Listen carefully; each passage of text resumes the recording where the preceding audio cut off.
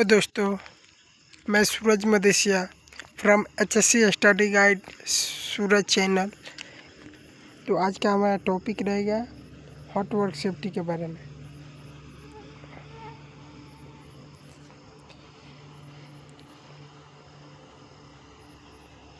देखिए, ये हमारा हो गया hot work safety.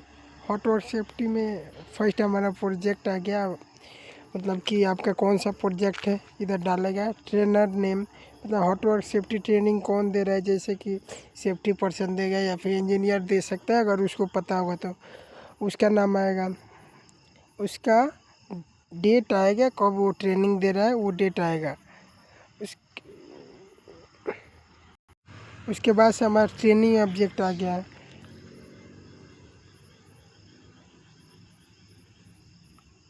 Training objective में देखते हैं, after this training participant will understand, मतलब ट्रेनिंग के बाद जो आदमी वर्कर्स रहेगा या फिर स्टाफ रहेगा, उसमें क्या क्या हम ट्रेनिंग में बताएंगे, वो क्या समझाना चाहिए। देखिए, meaning of hot work. Hot work मतलब क्या होता है, types of hot work activities. Hot work कितने टाइप का होता है वो आता है इसमें। Hazard involve in hot work. Hot work करते समय हमें क्या क्या हजार्ड इन्वॉल्व होता है, क्या क्या हजार्ड मिलता है। Control measure and safe work process practices, मतलब कि हॉट वर्क का कंट्रोल मेजर क्या है और सेफ वर्क प्रैक्टिसेज क्या है। उसके बाद हॉट वर्क परमिट सिस्टम क्या होता है, फायर प्रिवेंशन रिक्वायरमेंट क्या होता है, emergency response during fire incident क्या होता है, ये सब देखेंगे। उसके पास से देखिए इंट्रोडक्शन टू हॉट वर्क, आप देखेंगे हॉट वर्क क्या होता है।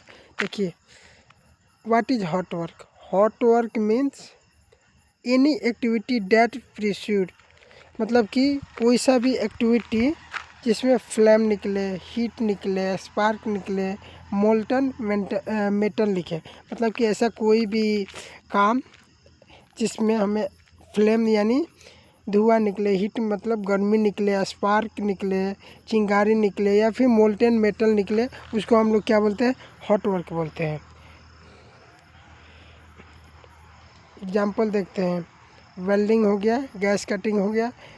उसके बाद से आपका ग्राइंडिंग मशीन में भी निकलता है, वो भी हमारा हॉट वर्क में आएगा। Welding, gas cutting, cutting, grinding, ये सभी हमारे क्या होगा, हॉट वर्क में आएगा।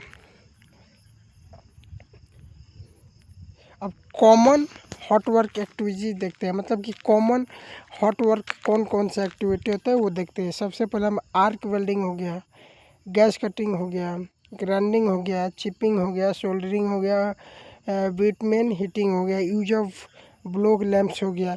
ये सभी एक्टिविटी क्या हमारा हॉट वर्क के ड्यूरिंग हमारा ये आता है।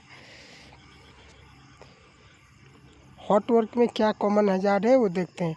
मेजर हजार्ड क्या है, मेजर मतलब बड़ा हजार्ड, जैसे कि फायर हो गया, एक्सप्लोजन हो गया, बर्न्स हो गया, आई इंजरी हो गया, इलेक्ट्रिकल शॉक हो गया, टॉक्सिक फ्यूम्स हो गया, ऑक्सीजन डिफिशिएंसी हो सकता है। अभी ये क्या करके हम लोग समझता है। देखिए, ये फायर बोल दिया, फायर का मतलब क्या हो गया, आग लग जाना, आग लगने का चांस रहता है। एक्सप्लोजन मतलब ब्लास्ट, जब हम गैस कटिंग करते हैं उसमें गैस कटिंग में हम क्या करते हैं, जो गैस सिलेंडर यूज करता है, गैस उसमें रहता है, वो क्या करता है, ब्लास्ट होने का चांस रहता है। उसका बर्न्स यानी जलने का भी चांस रहता है। आई इंजरी का भी चांस रहता है। Electrical shock, toxic fumes, oxygen deficiency, ये सभी क्या है, ये सभी कॉमन हजार्ड है। मेजर हजार्ड इसको बोल सकते हैं, मतलब हॉट वर्क का बड़ा खतरा है, इसको हमें ध्यान से देखना चाहिए। साइट पे साइट एग्जांपल देखते हैं, जैसे कि near by combustible material catching fire. अगर नियर बाई कोई भी कम्बस्टेबल मटेरियल मतलब कि आपको जलने वाला ऐसा कोई भी चीज़, ऐसा कोई भी पदार्थ जो आसानी से क्या करे, जल सके, वो हमारा कम्बस्टिबल या फिर फ्लेमेबल मटेरियल भी बोलते हैं। अगर आसपास में है जहाँ पे हम हॉट वर्क कर रहे हैं उधर फायर होने का चांस रहता है। ये हमारा साइट एग्जांपल हो गया। अब देखते हैं cause of work accident. Cause of hot work accident मतलब कि हॉट वर्क एक्सीडेंट में का कारण क्या है, क्यों होता है।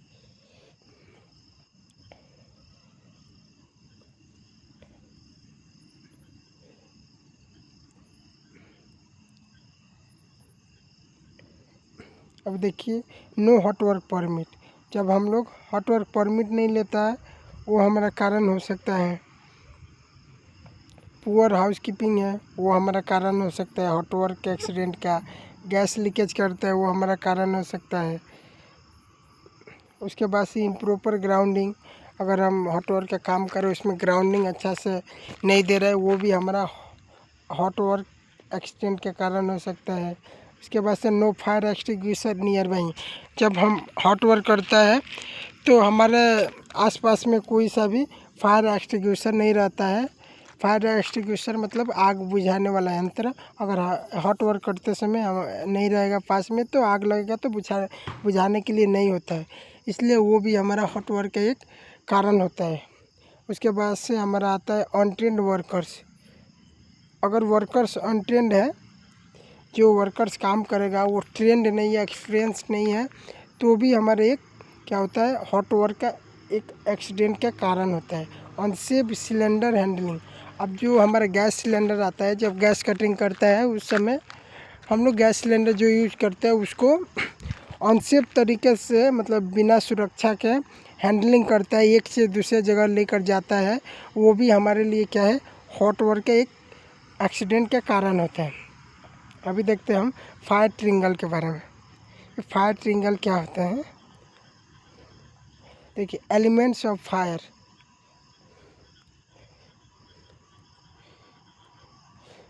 देखिए ये क्या फायर ट्रिंगल का मतलब क्या होता है, आग लगने के लिए क्या क्या आपको चाहिए, क्या क्या उसमें एलिमेंट्स आता है। इसको फायर आपको ट्रिंगल भी बोल सकता है, टेट्राहेड्रन भी बोल सकता है। देखिए फर्स्ट इसमें आग लगने के लिए क्या चाहिए, जैसे कि आपका फ्यूल हो गया। फ्यूल मतलब आपका जलने वाला ऐसा कोई भी पेट्रोल ऑयल हो गया। हीट मतलब गर्मी, अगर गर्मी भी चाहिए आपको फायर लगने के लिए, ऑक्सीजन भी चाहिए। इन तीन चीज़ें ज़रूरी होता है हमें आग लगने के लिए। ये हमारा फायर ट्रिंगल हो गया। ज़्यादातर इंटरव्यू में यही पूछता है what is a fire triangle या फिर what is a fire tetrahedron, ऐसा बोल सकते हैं। तो आपको कुछ नहीं बोलना है, ऐसा बोलना है fire triangle is a 3 elements of fuel heat oxygen. ये हमारा हो गया फायर ट्रिंगल। अब देखिए removing one elements can prevent fire. वो क्या जो मैं अभी बता चुका एलिमेंट्स में फायर ट्रिंगल में, अगर हीट फ्यूल ऑक्सीजन में तीनों में से किसी को अगर हम लोग रिमूव करता है, क्या करेगा रिमूव करता है तो हमें फायर लगने का चांस नहीं होता है, या फिर कम हम फायर को बुझा सकते हैं, फायर नहीं लगने देगा। अभी देखते हैं टाइप्स ऑफ फायर, आग कितने टाइप का होता है। फायर देखिए आता है हमारा class A, class B, class A हो गया, क्लास बी हो गया, क्लास सी हो गया, क्लास डी और क्लास एफ और के बोलते हैं। क्लास ए में कौन सा फायर आता है, सॉलिड मटेरियल्स, मतलब कि ऐसा कोई भी चीज़ जो आसानी से जल जाए, जैसे कि हमारा पेपर हो गया, वुड हो गया, कपड़ा हो गया, फिर से हमारा फाइल्स हो गई, ये सब क्या आसानी से जल, रबर हो गया, आसानी से जलने वाला चीज़ है, इसको हम सॉलिड या फिर जनरल फायर भी बोल सकते हैं। ये हमारा क्लास ए में। क्लास बी में क्या आता है, क्लास बी में हमारा आ गया लिक्विड फायर, फ्लेमेबल लिक्विड भी बोलता है। इसमें क्या हो गया पेट्रोल, डीजल, केरोसिन, मतलब ये सब वॉल में आता है, जैसे पेट्रोल, डीजल, केरोसिन, पेंट भी आ जाएगा इसमें। ये सब भी हमारा क्लास बी में आता है, इसे फ्लेमेबल लिक्विड बोलते हैं या फिर लिक्विड फायर भी बोल सकते हैं। क्लास सी में आता है गैस फायर। गैस फायर का मतलब क्या हो गया, जैसे कि LPG, CNG, LNG, PNG, ये सभी जो गैस रहता है उसमें अगर आग लगता है तो क्लास C5 में आएगा। क्लास D में मेटल फायर आता है। मेटल मतलब कि आपको मैग्नीशियम, पोटेशियम, सोडियम, ये सभी क्या होता है, जैसे कॉइन्स भी हो गया, वो हमारा भी क्लास D फायर में आएगा। क्लास F और K में क्या आएगा, क्लास F का मतलब फूड हो गया, क्लास K मतलब किचन फायर हो गया। ये सभी कब आता है, ये जब हम लोग कुकिंग खाना बनाते समय ये फायर लगने का चांस रहता है।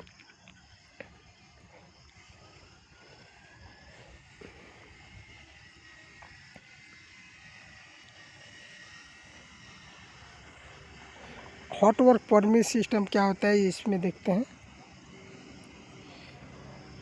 वाई परमिट रिक्वायर्ड, हमें परमिट क्यों ज़रूरी होता है, क्यों हॉट वर्क करने से पहले हमें रिक्वायर्ड होता है, वो देखते हैं। To control high risk activity, क्या बोला है, to control high risk activity, to ensure safety checks before work, to ensure safety check भी।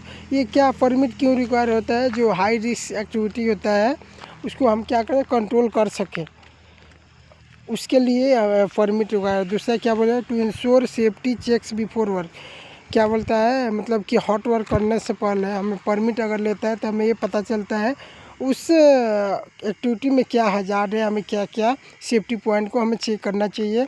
ये दूसरा रिक्वायर्ड हो गया परमिट के लिए। परमिट पे क्या क्या इंक्लूड रहता है वो देखते हैं। जैसे वर्क लोकेशन, किस जगह पे हमें हॉट वर्क करना है, या फिर कोई सा भी परमिट हो किसी भी टाइप का हो, जैसे कि हॉट वर्क हो गया, वर्क एट हाइट हो गया, स्कैफोल्डिंग हो गया, फिर से हमारा confine space, line break activities, और भी ज़्यादातर एक्टिविटी है, कोई सा भी एक्टिविटी हो, लेकिन जो परमिट लेते हैं उसमें फर्स्ट में हमारा वर्क लोकेशन आता है, सेकंड में आता है वैलिडिटी टाइम, मतलब कितना देर का उसमें टाइम दिया जाता है, 8 आवर का रहता है, 12 आवर का रहता है, 10 आवर का रहता है, ये शिफ्ट होता है कितना देर के लिए उसमें टाइम दिया रहता है काम करने के लिए, अनुमति। अब देखते हैं role and responsibility during hot work. Hot work करते समय किसका क्या रोल एंड रिस्पॉन्सिबिलिटी होता है। फर्स्ट हमारा आता है सुपरवाइज़र। सुपरवाइज़र क्या इंश्योर करते हैं, या फिर क्या उसका रिस्पॉन्सिबिलिटी रहता है during hot work, ensure work permit compliance.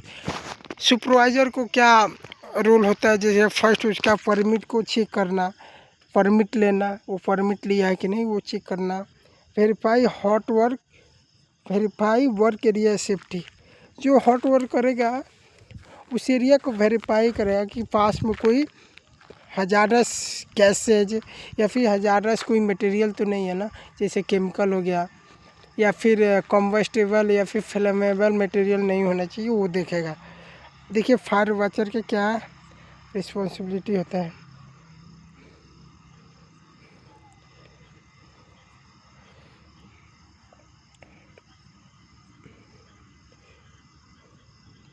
Fire watcher का फर्स्ट आता है मॉनिटर स्पार्क और fire.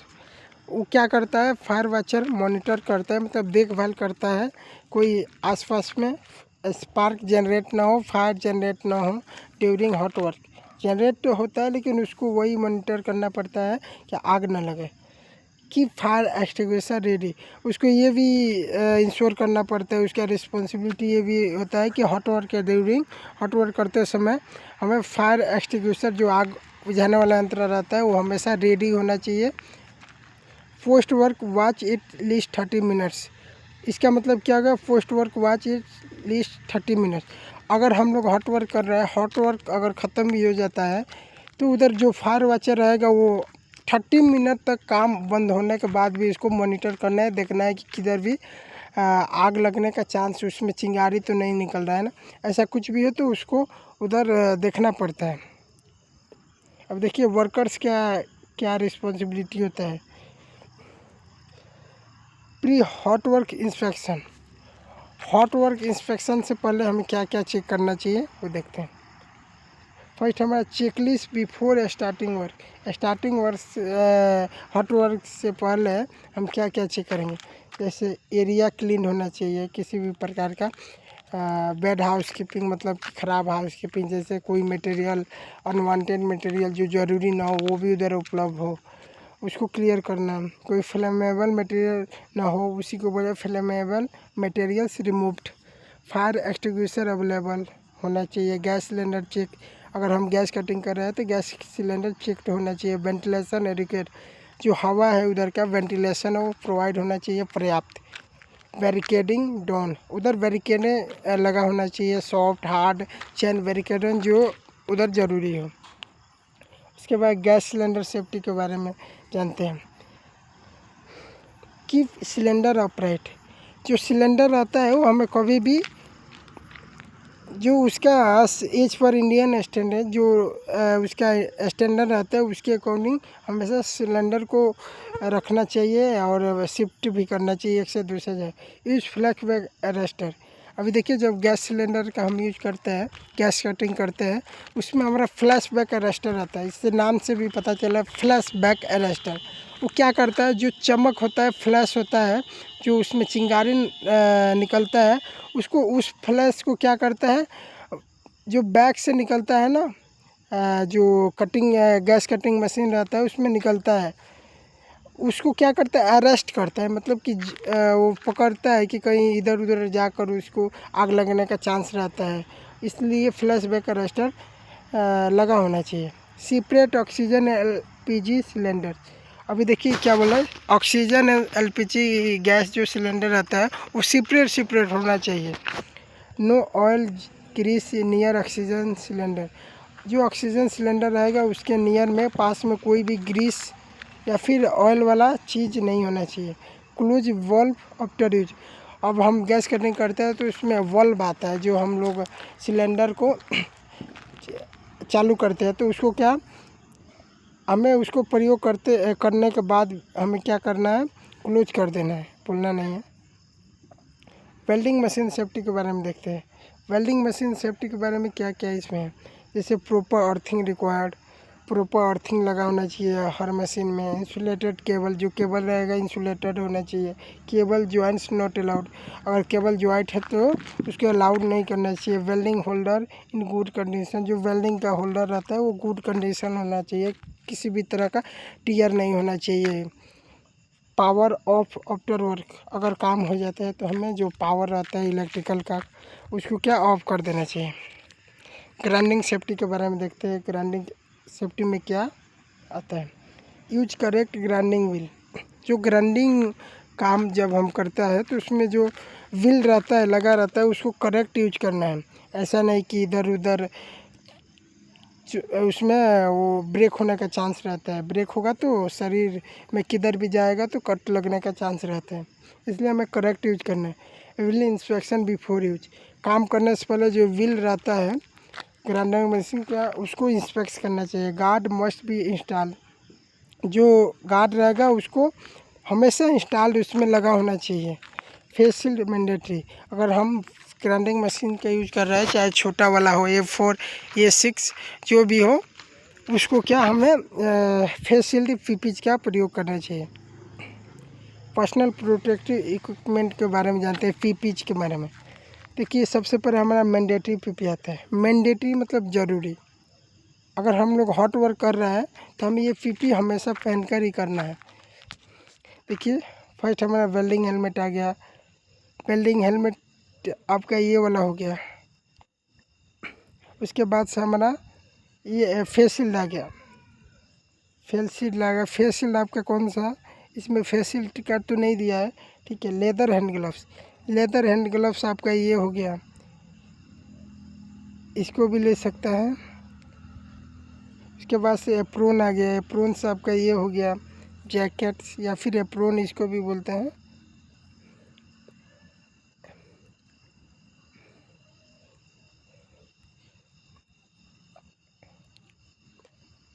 एप्रोन्स,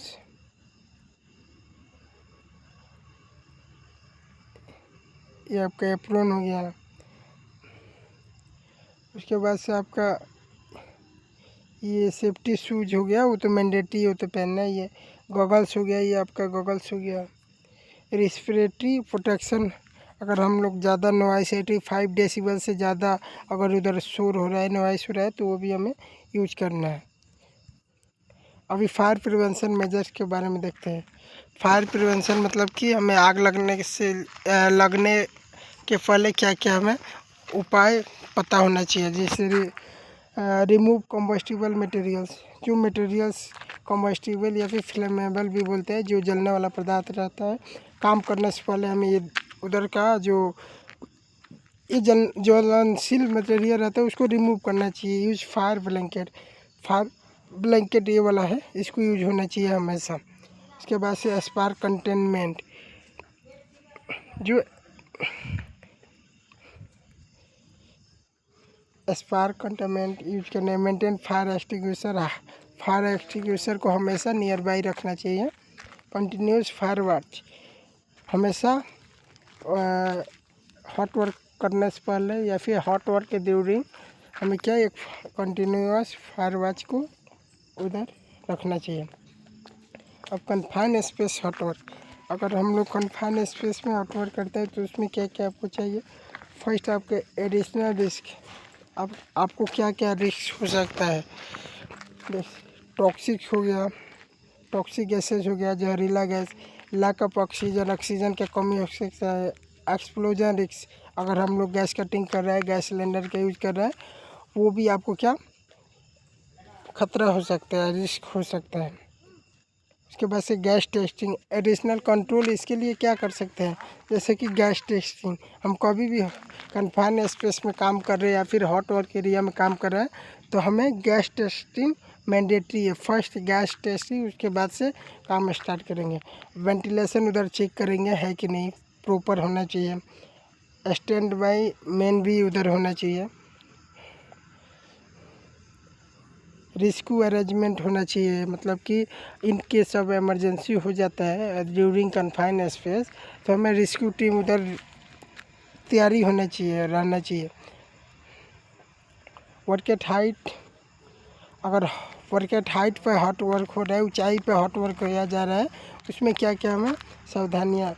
use spark containment seat, barricade lower area, full body harness, tool lanyard, ये सभी उपलब्ध होना चाहिए during work at height hot work के। इमरजेंसी रिस्पॉन्स में क्या आता है आपका, जैसे कि इन केस ऑफ फायर, अगर फायर हो जाता है तो क्या करना है हमें। फर्स्ट स्टॉप, काम को रोक देना है। अलार्म को रेज करना है। Use fire extinguisher if safe, अगर सेफ हो तो फायर एक्सटिंग्विशर को प्रयोग करना है। इन्फॉर्म इमरजेंसी टीम, उसके बाद से हमें क्या इमरजेंसी टीम को इन्फॉर्म करना है। इवैक्यूएट एरिया, उसके बाद से जो एरिया रहेगा उसको इवैक्यूएट करना है। देखिए एक हमारा मेथड आता है RSE, रेस का पूरा नाम होता है R4 rescue, A4 alarm, C4 contain या फिर कन्फाइन, और आपका E4 एक्सटिंग्विश। ये क्या होता है, एक हमारा ये मतलब आग से बचने के लिए एक मेथड होता है रेस, जिससे किसी भी व्यक्ति को रेस्क्यू बचा सकता है, इससे अलार्म बजा सकता है बचने के लिए। सी से मतलब कंटेन या फिर कन्फाइन, उसको बचाने के लिए क्या कर सकते हैं। एक्सटिंग्विश मतलब अगर फायर एक्सटिंग्विशर अवेलेबल हो तो यूज कर सकते हैं। Fire extinguisher use, how to use fire extinguisher. Fire extinguisher कैसे यूज करते हैं, देखिए फर्स्ट हमारा पुल मतलब जो देखिए फायर एक्सटिंग्विशर के ऊपर एक हैंडल रहता है, उसमें एक पिन लगा होता है। एक्सटिंग्विशर यूज करने से पहले उसमें उस पिन को निकालना होता है। दूसरे एम का मतलब निशाना साधना, अब जो आग रहता है उस पर निशाना साधते हैं। एक्सक्यूज मतलब जो ये रहता है उसमें हैंडल, उसको दबाना पड़ता है। स्वीप मतलब sweep from side to side, ऐसा भी बोलते हैं हम।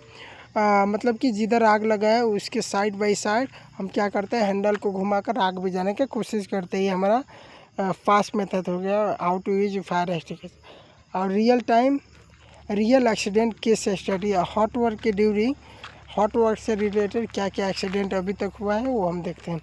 Include incident description, root cause, corrective action, lesson required.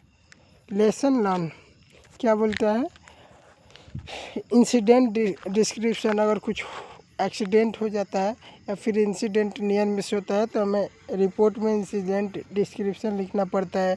और रूट कॉज को पता करता है, how to find a root cause. Corrective action क्या होता है, लेसन लर्न, उस लेसन में क्या हमने सीखा वो भी इसमें इन्वॉल्व रहता है। डू एंड डोंट्स, हमें क्या करना है हॉट वर्क के लिए, जैसे डच मतलब ये हमें करना है। जैसे कि हमारा फॉलो परमिट सिस्टम, हमें काम कोई सा भी काम हो जो रिस्की हो, हाई एक्टिविटी हो, वो हमें क्या, वो उस काम से पहले हमें परमिट सिस्टम को फॉलो करना है, मतलब लेना है। इंस्पेक्ट इक्विपमेंट, अब जो भी हम ये यूज करेंगे, जैसे कि हमारा टूल्स हो गया, इक्विपमेंट टूल्स मतलब कि छोटा छोटा औजार, जैसे कि पेचकस, पिलास, या फिर आपका अगर किन का यूज कर रहे हैं उसमें चैन सीलिंग, वेब सीलिंग, डिसाइकल, ये सब भी आता है। इक्विपमेंट मतलब हो गया आपका औजार, ग्राइंडिंग, कटिंग, जो भी टूल्स होता है, पावर टूल्स होता है जो मशीन इलेक्ट्रिकल से चलते हैं, वो हम यूज करेंगे। वियर पीपी, हमेशा पीपी का यूज करते हैं हम, पीपी। अब देखिए क्या नहीं करना है। डोंट मतलब क्या नहीं करना है, do not use damage cable, हमें कभी भी कोई सा भी केबल, पावर केबल को डैमेज नहीं यूज करना है। Do not perform hot work near fuel storage, हमें उस जगह पे काम नहीं करना है जिधर पे फ्यूल यानी जलने वाला जो चीज़ है वो अवेलेबल हो। डू नॉट लीव स्पार्क अनटेंडेड, क्या बोल रहा है, जो स्पार्क रहता है उधर हमें खड़ा नहीं होना है, लीव नहीं रहना। रिलेवेंट स्टैंडर्ड एंड गाइडलाइंस, अब देखिए जो हमारा सेफ्टी के स्टैंडर्ड, जैसे कि ओसा हो गया, इसका रेफरेंस देखते हैं। जैसे ओसा हो गया, occupational safety and health administration, OSHA का फुल फॉर्म है। Hot work requirement, NFPA 51B, ये भी हॉट वर्क का गाइडलाइंस एंड स्टैंडर्ड में आता है। ILO international labour organisation safety guidelines, factory act, ISO 45,000, ये सभी इसके अकॉर्डिंग आता है। समरी देखते हैं। समरी मतलब ये सभी को जितना मैं अभी तक इसमें स्टडी कराया पढ़ाया, उसमें देखिए सभी को समराइज करके दिया। Hot work is high risk activity, yes. Proper planning essential, हम हॉट वर्क करने से पहले प्लानिंग बनाना चाहिए proper. Permit system must be follow, हमें परमिट सिस्टम को फॉलो करना चाहिए। Fire prevention save life, fire prevention क्या करता है, इस लाइफ को सेव करता है।